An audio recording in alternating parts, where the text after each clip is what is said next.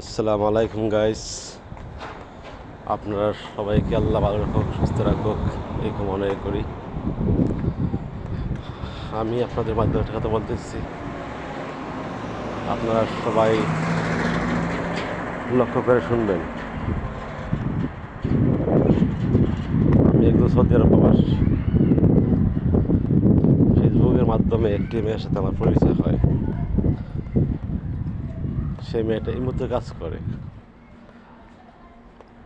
তখন আমি ওকে জিজ্ঞেসলাম, বোন তুমি কী করো বা তোমার পেশা কি? ও বলল, আমার পেশা, আমি কলেজ ছাত্রী, আমার বাবা খুবই গরিব, খুবই অসহায়, আমার কলেজের পয়সা দিতে পারে না, আমার আবার অনেক ঋণ ফিন আছে, ঋণ মারবো না, আমার কলেজের পয়সা দিব, কিন্তু আমি তো আর লেখাপড়া বন্ধ করে পারি না।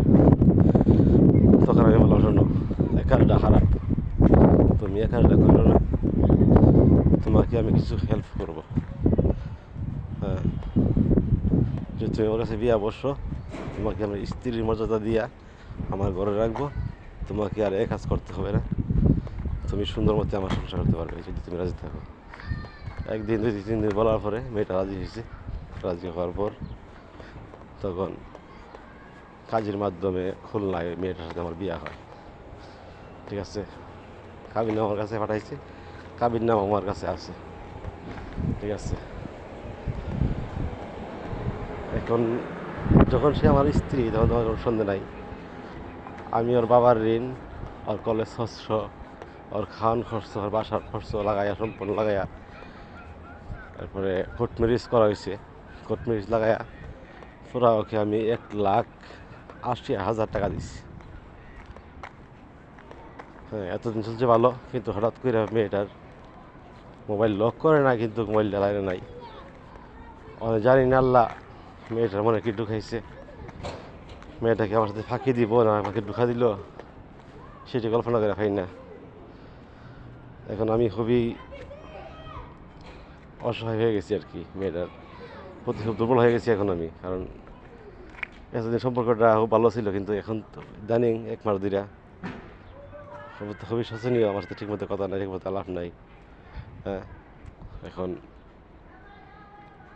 আপনারা বিচার করবেন, যারা প্রবাসে আছেন, কোনো মেয়েকেই কোনো প্রকার সাহায্য সহযোগিতার হাত বাড়াইবেন না, পেছনে পড়বেন। জীবন আমি একটা ভুল করলাম, 1,80,000 টাকা গেছে, আমার একটা জীবনের লাইফ নষ্ট হয়ে গেছে। এখন আমি সর্বহারার মতো আমার অবস্থা খুবই খারাপ এই মেয়েরে দেখতে গেছে। ঠিক আছে, এখন ভাই উপকারের করছে মেয়ে বলল যে একটা মেয়েকে যদি খারাপ রাস্তা থেকে ভালো পথে আনতে পারি, আমার স্ত্রীর মজা দিয়া, আমি হয়তো আল্লাহর কাছে কিছু সম্মান পাবো, বা আল্লাহর কাছে কিছু ভালো কাজের প্রতি আল্লাহ কিছু খুশি হয়ে আমাকে যদি কিছু পাই আর কি আল্লাহর কাছ থেকে, এই মেয়েটাকে ভালো করতে গিয়ে সেই আশা করি টাকাটা করে দিছি। কিন্তু সে এখন আমার সাথে মনে হয় বিমানি করতেছে।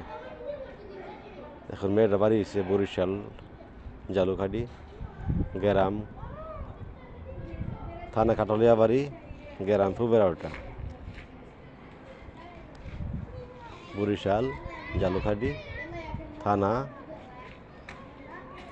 হচ্ছে গেছে কাটলিয়া বাড়ি, গ্রামের নাম হচ্ছে গেছে ফুবেরাওটা।